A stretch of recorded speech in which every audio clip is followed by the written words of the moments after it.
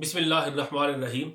रिज़्क़ में बरकत के दो मुजर्रब और आली शान वजीफ़े आपको देता हूँ।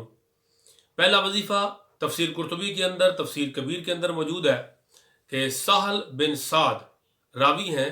एक शख्स हुज़ूर सल्लल्लाहु अलैहि वसल्लम की खिदमत अक़दस में हाज़िर हुआ और अर्ज़ करता है कि सरकार इंतहाई गुर्बत है, मुफलसी है, तंग दस्ती है, इरशाद फरमाएं क्या करूँ।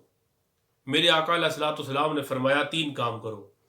जब तुम अपने घर में दाखिल हो तो घर वालों को सलाम करो, कोई हो तब भी सलाम करो, कोई ना हो तब भी सलाम करो। दूसरा काम ये करो कि उसके बाद मुझ पर सलाम भेजो, अस्सलामु अलैका अय्युहन नबिय्यु व रहमतुल्लाहि व बरकातुहू। और तीसरे नंबर पर सूरह इखलास कुल हुवल्लाहु अहद इस मुकम्मल सूरत की तिलावत करो। घर वालों को सलाम करो, फिर मुझे सलाम करो और सूरह इखलास की तिलावत करो और इसे अपना मामूल बना लो। उन सहाबी ने यह वजीफ़ा किया।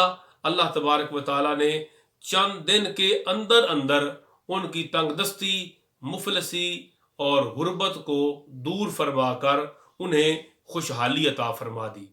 और दूसरा वजीफ़ा जिसका अल्लाह हजरत ने भी जिक्र किया है वो ये है कि इशा की नमाज के बाद ऐसी जगह बैठ जाएं जहां आपके सर पर छत ना हो, खुले आसमान तले बैठें और सर पर टोपी वगैरह भी ना हो, नंगे सर बैठें।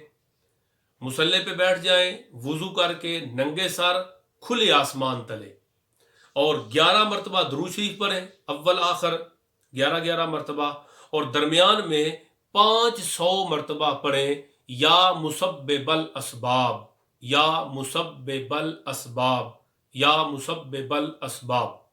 500 मरतबा ये वजीफ़ा करें और इसका मामूल बना लें।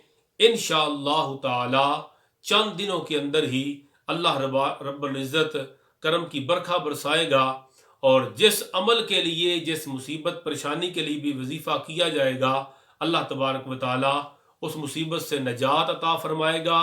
बिलखसूस वीज़े के हुसूल के लिए और तंगदस्ती दूर करने के लिए बुजुर्गों ने यह वजीफ़ा कसरत के साथ लिखा है। अल्लाह तबारक व तआला हमारी मुसीबतों को दूर फरमाए। आमीन या रब्बल आलमीन।